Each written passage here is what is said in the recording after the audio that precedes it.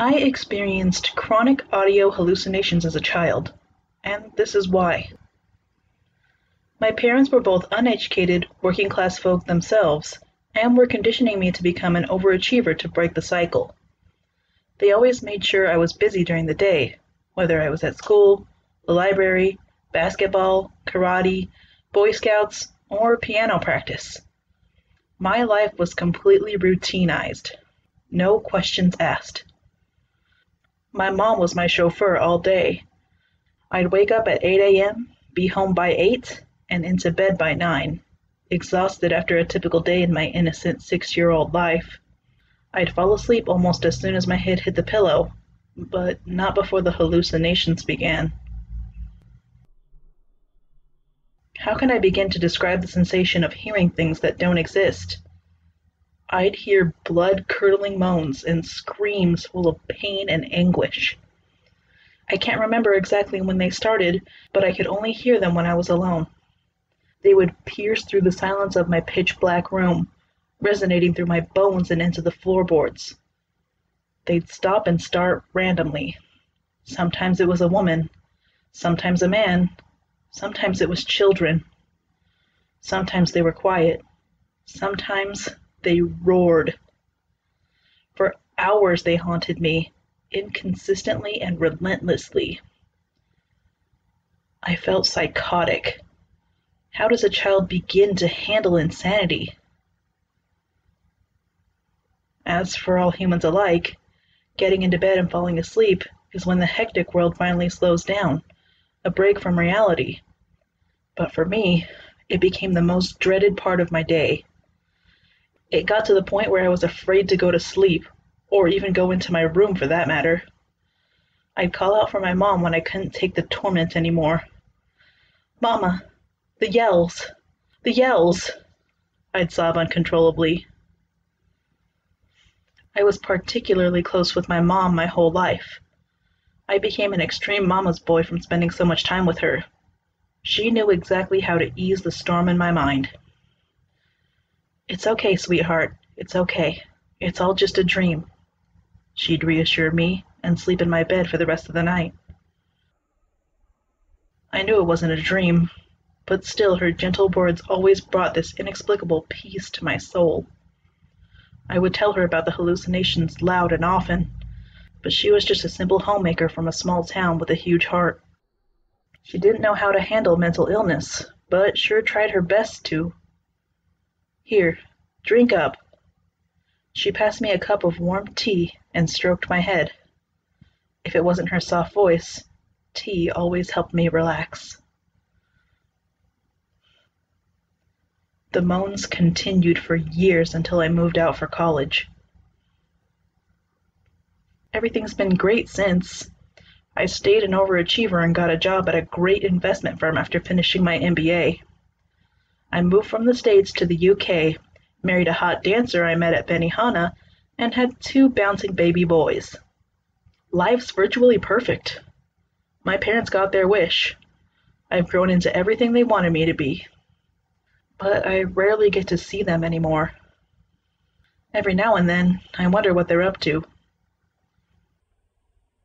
I sit at the kitchen table with my morning jalapeno cream cheese bagel. The smell of sausage fills the air as my wife works away flipping pancakes on the stove. I take a quick glance at the pink and indigo sky and pull up the daily newspaper on my tablet. The top headline: "The Tea Party Killer, Incarnate of Evil." Below was a photo of the convicted, a graying, middle-aged man with thin lips curled into a tired smile. My dad. After 15 years of tireless investigation and thousands of tips, Marcus Gables was finally arrested in his Albuquerque home following a joint effort by local authorities and the FBI. Inside, authorities found over 200 mason jars full of blood that they believe was extracted from his estimated 150-plus victims. Gables managed to stay under the radar for 40 years. The reason it is believed that he was able to evade detection for so long is because of the random selection of his victims, varying in race, age, and gender. He's called the Tea Party Killer because he would sip on the blood from ceramic cups like tea as it drained from his still living victims. His last victim was his wife, who went willingly, as he confessed to officers, after she knew authorities were onto him. They're going to execute him.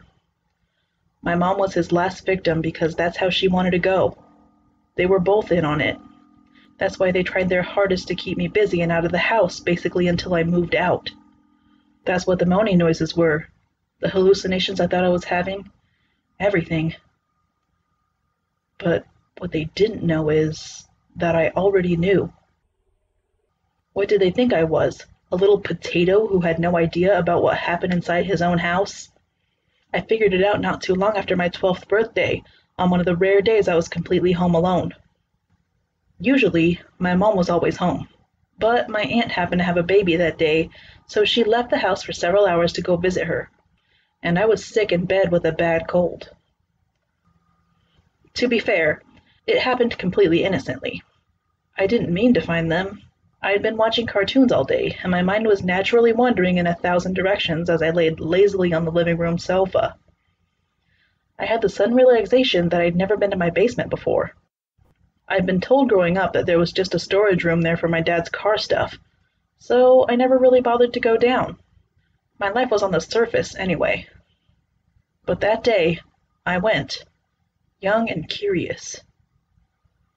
I lived in a bungalow, and the entrance to the basement was detached. I went outside my house, around the side, and down a grimy flight of stairs. I opened the door only to enter an empty room. In the corner, I noticed a smaller door that you had to crouch to get through. The lock on it was already unlocked, so I swung open the door. The putrid odor of rotting flesh and urine sunk into my lungs and made me puke instantly. Inside, I saw a circular table with 2 chairs around it, and a stack of dirty cups to the side of it. 3 naked bodies hung from the ceiling on metal hooks like pigs for slaughter. One was a child no older than 5. Thick ropes suspended them from their ankles, their lanky arms dangling below them, ropes around their necks to keep them from moving around, and clear plastic tubes forced into their wrists. Blood was only being drawn from 2 people of the 3 bodies, the ones that were still alive. One was a child sobbing quietly, and the other, an elderly man who looked like he was just hanging on to his final moments of consciousness. The 3rd body was a middle-aged woman, hanging idly.